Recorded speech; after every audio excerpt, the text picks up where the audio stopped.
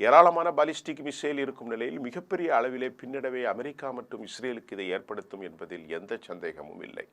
இதற்கிடையில் ஹெர்மூஸ் முழுமையான ரகசிய நீர்மூழ்கி கப்பல்கள் இருப்பதாக, அதாவது நான் உங்களுக்கு ஏற்கனவே சொல்லியிருக்கிறேன், இந்த ஹெர்மூஸினுடைய அடிக்கடையில் ஏவுகணைகள், கடல் ஏவுகணைகள், கடலுக்கு அடியிலே பதிய வைக்கப்பட்டிருக்கக்கூடிய கன்னி வெடி குண்டுகள், இதைவிட கடல் சுரங்கங்கள் மற்றும் ரெடார் கருவிகள் நம்ம இப்போ பார்க்குறோம். இதையெல்லாம் இதுக்கிடையில் 2 புதுசான விஷயம் வந்திருக்கிறது. ஒன்று பேர் நஃபீஸ் 2 மற்றும் ஷஹாப் வகை மிசைல்களும் இன்றைக்கு கடல் போரில் அவர்கள் பயன்படுத்த இது புதிதாக இருக்கிறது. இதையெல்லாம் பதுக்கி வைத்ததாக அமெரிக்காவினுடைய ஃபாக்ஸ் நியூஸ் ஏஜென்சி தெரிவித்துள்ளது.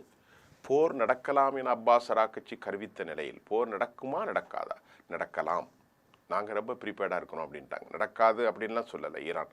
போர் நடக்கலாம் என்று ஈரானுடைய வெளிவிவகாரத்துறை அமைச்சர் சேதபஸ் அராக்கட்சி கருத்து தெரிவித்த நிலையில்தான் மத்திய கிழக்கில் உள்ள அநேக இடங்களில் குறிப்பாக அமெரிக்க இராணுவ நிலைகள் முழுமையாக அழிக்கப்படும் என ஈரான் இராணுவ செயல்பாடுகளை முன்னோக்கி செய்திகள் வெளியாகியிருக்கிறது.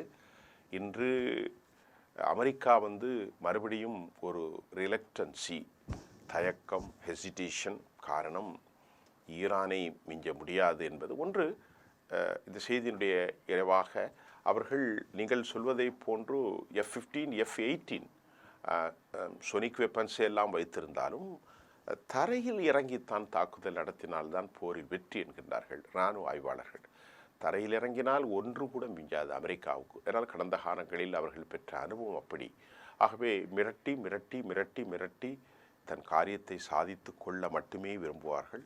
எந்த நிலையிலும் இஸ்ரேலை அவர்கள் ஒரு லெவலுக்கு மேலே அவர்கள் இஸ்ரேலை அனுமதிக்கப் போவதில்லை. இஸ்ரேல் தூண்டிவிடப்பட்டு அமெரிக்கா என்கின்ற பாஷை மூலம் தாம் பின்னால் நிற்கலாம்.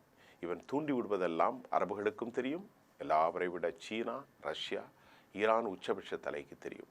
போர் என்று வந்தால் முதல் தாக்குதல் டெல் அவீவ் தான். அதற்கு பிறகு அரபு நாடுகளில் இருக்கக்கூடிய தளங்கள், அதற்கு பிறகு கடற்படை தளங்கள். அமெரிக்க அதிபர் அவசரக்கதியில் வெளியேறியிருப்பதும், அவசரக்கதியில் நாட்டில் இருக்கக்கூடிய அனைத்து ஆம்புலன்ஸ் சர்வீஸையும் அரசமயமாக்க ஆணை பிறத்திருப்பதும் மத்திய கிழக்கை தாண்டி உலகம் முழுவதும் பெரும் பரபரப்பை ஏற்படுத்தியிருக்கிறது.